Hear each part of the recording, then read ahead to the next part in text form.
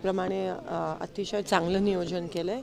ह्या वर्षी गर्दी जास्त अपेक्षित आहे कारण का पाऊस झाला आहे। मागच्या वेळेस कमी होती गर्दी कारण का दुष्काळ होता। ह्या वेळेस गर्दी जास्त अपेक्षित आहे।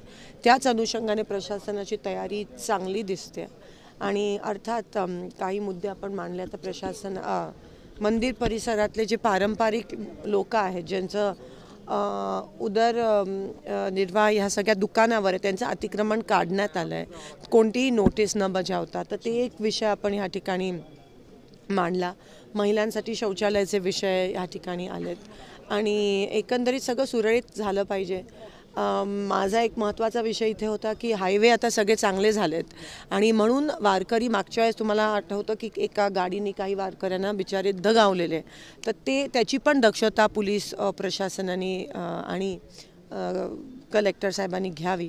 ह्या 2-3 त्या ठिकाणी सूचना मांडल्यात आणि ह्या वेळेस देखील आषाढी वारी व्यवस्थितरित्या पार पडो अशीच विठ्ठलाच्या चरणी प्रार्थना करते। सगळे रिंगण जे आहे आपल्या बाजीराव वीरमध्ये सोलापूर आता ह्यावेळेस माझ्या मतदारसंघात होणार आहे आणि मी नक्कीच पालखीच्या स्वागतासाठी त्या ठिकाणी वाखरी गावात जाऊ इच्छित आहे।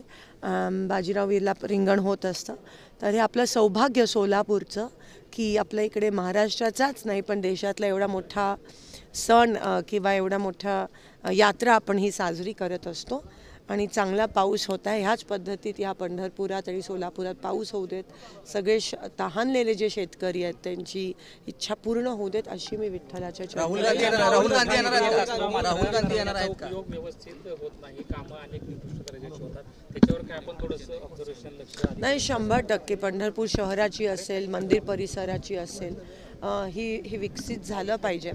आपलं आर्किओलॉजी ह्याच्यामध्ये पण पंढरपूर देवस्थानाचं नाव नाही आहे, तर ते घालण्यासाठी ह्यावेळेस माझा प्रयत्न असणार आहे दिल्लीत लोकसभेत आणि अनेक जी प्रलंबित कामं असतील दिल्लीत केंद्र शासनात ती मार्गी लावायचा सोलापूरची खासदार म्हणून विठ्ठलाची सेवक म्हणून मी प्रयत्न करते। राहुल गांधी अजून कन्फर्म नाही आहे राहुल गांधींजींचा